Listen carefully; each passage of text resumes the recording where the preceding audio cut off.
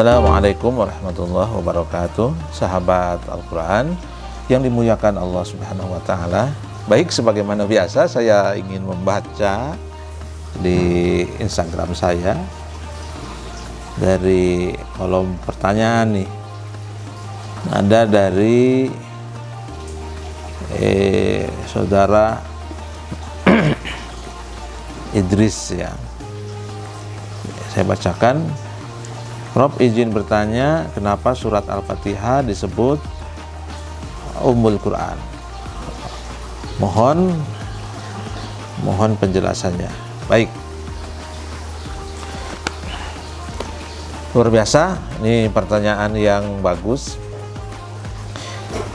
Pada segmen sebelumnya kita pernah membahas tentang nama-nama surat Al-Quran. Jadi silahkan nanti kalau mau penasaran untuk melihat kembali, ya menonton kembali di tema itu. Nah, memang ada beberapa surat dalam Al-Quran yang memiliki atau yang mempunyai beberapa nama surat ya. Di antaranya adalah surah Al-Fatihah. Surah Al-Fatihah ini memiliki beberapa nama ya. Di antaranya namanya Fatihatul Kitab atau Al-Fatihah ya. Ada juga yang disebutkan Ashabul Masani atau 7 yang diulang-ulang, dan ada juga yang menamakan Ummul Quran. Nah, ini yang ditanyakan oleh sahabat kita, sahabat Idris, kenapa Ummul Quran Al-Fatihah disebut dengan Ummul Quran ya. Jadi Ummul Quran itu terdiri dari kata dasar dan Al-Quran. Artinya induk atau pokok ya. Jadi Al-Quran ya Al-Quran. Jadi Al-Fatihah itu merupakan garis besar kandungan Al-Quran ya. Kalau kita memperhatikan pandangan-pandangan ulama, memang ada ulama yang seperti misalnya Saltut mengatakan bahwa Al-Quran itu terdiri dari akhlak dan akidah saja isinya ya. Ada yang mengatakan akhlak, akidah, kemudian hukum. Ada yang mengatakan juga tambah dengan kisah-kisah dan sebagainya. Terlepas itu kan perspektif ulama dalam memahami kandungan Al-Quran. Nah, jadi kalau kenapa Al-Fatihah disebut dengan Ummul Kitab, karena Al-Fatihah itu yang terdiri dari 7 ayat merangkum tema-tema pokok yang ada di dalam Al-Quran. Ya, coba kita perhatikan misalnya kalau Basmalah, Bismillahirrahmanirrahim, itu kan sudah bicara tentang teologi ya. Lalu kemudian nanti ada Alhamdulillahirabbil alamin, itu di situ mungkin terkait juga dengan rububiyah ya, atau aspek pemeliharaan Allah terhadap alam semesta. Itu mungkin ternyangkut aspek-aspek ayat-ayat yang terkait dengan ayat-ayat kauniyah ya, tentang fenomena-fenomena alam ya.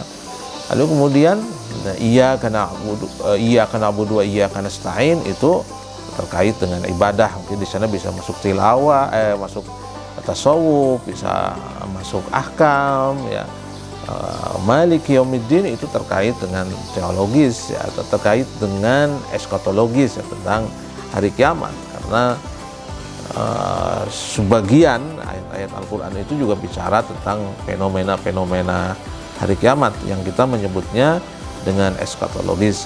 Lalu kemudian ada ayat selanjutnya, ihdinas siratal mustaqim siratal ladzina an'amta 'alaihim ghairil maghdubi 'alaihim waladdallin, itu terkait penjelasan tentang kisah-kisah dalam Al-Quran. Kemudian diisyaratkan oleh ayat siratal ladzina an'amta 'alaihim ghairil maghdubi 'alaihim waladdallin. Karena memang kita tahu bahwa sebagian dari kandungan-kandungan Al-Quran itu bertutur tentang kisah-kisah ya. Nah, apa tema-tema yang ada dalam Al-Quran itu pokoknya ada di dalam surah Al-Fatihah. Misalnya ada ayat Al-Quran bicara tentang dialog misalnya antara Qabil dan Habil. Itu kan tadi kisah-kisah yang siratal ladzina an'amta 'alaihim ghairil maghdubi 'alaihim waladhdallin.